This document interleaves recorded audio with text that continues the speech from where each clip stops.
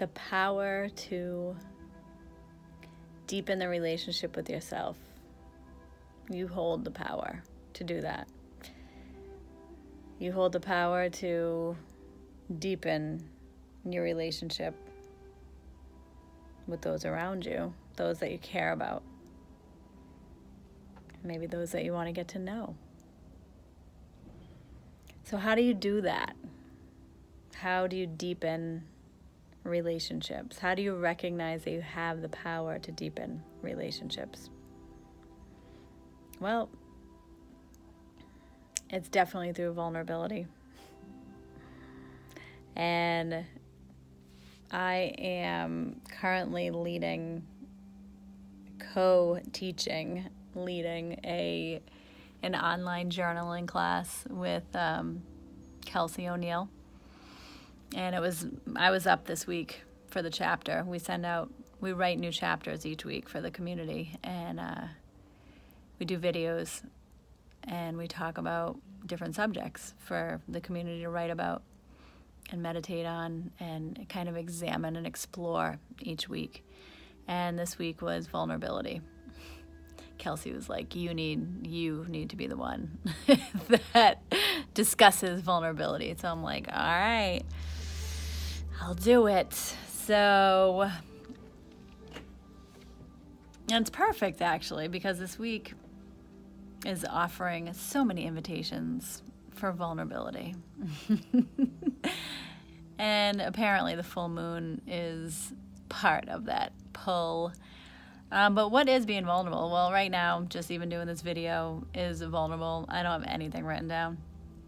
I don't even know what I'm going to talk about.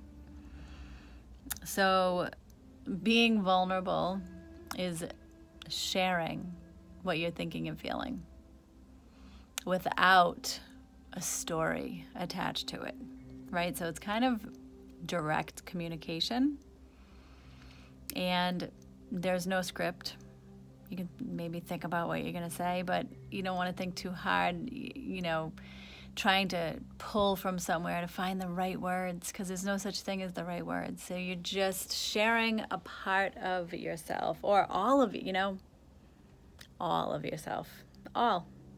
So it's kind of uncomfortable, and it maybe sucks a little bit, but it's a pretty beautiful thing when you're doing it with someone that wants to listen and be vulnerable too. But that's not a requirement. You don't have to wait until you find someone that wants to be vulnerable, because that's doesn't happen very often. But when you do it, when you allow yourself to be seen for who you are, to be witnessed, right? You open up, or you kind of set the stage for real communication, this beautiful means of communication, of just being you, right? So what makes you tick? What are your passions? What do you love? What do you hate? What is your perspective on things? What's your opinion? And so for me, right, it's coming from this place, deep inside. This mind, body, soul place. And I'm deep, I just am. And there's a part of me that feels like I should apologize for that, but yeah, I'm not apologizing. But anyway, being vulnerable, talking about what you're thinking and feeling. Can you share yourself fully with the person that you're communicating with? Can you bypass the bullshit surface conversation that is so boring? Can you bring more meaning and depth into your relationships? Can you be seen with no expectations? Because you don't know. That's why we hold back, right? Because we're afraid that the other person is going to react a certain way. We're afraid that when we talk about what we think and what we feel, that we're going to be hurting the other person's feelings. But are we really just trying to protect ourselves, what we think is protecting ourselves? So then we stay stuck sometimes for really long periods of time, years and years and years.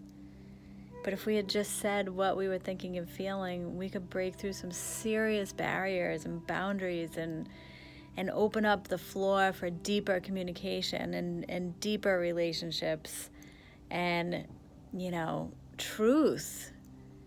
No blaming, right? True vulnerability, there's no blaming. We're letting go of being a victim. And we're just speaking what's true for us. What are we thinking and feeling? So vulnerability, let's think. I wish I could think of like an actual topic. What is your definition of love, right? So if someone said, what is your definition of love, Jen? That's a pretty deep question. I've taken off. I like even asking myself that. Yikes, I don't even know. Let me think. Let me not think too hard though, right? So look I'm vulnerable right now. My definition of love is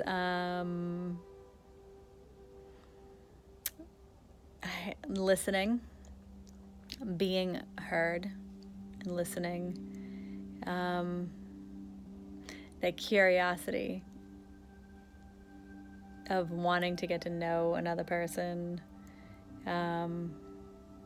giving and receiving, like being open to what the other person is giving, no judgment, giving one another the space to just be who we are as individuals, fun, laughing, affection, attention, compliments, I guess, gratitude, appreciation.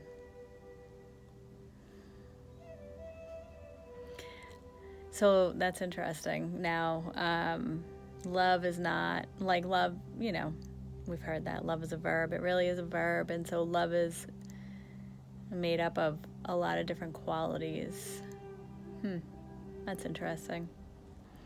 So that's my vulnerability with that question. I was talking to a friend yesterday and that came up in the conversation, like it was like a rhetorical question, but, and I didn't have to, I was rhetorical, so I didn't have to answer it.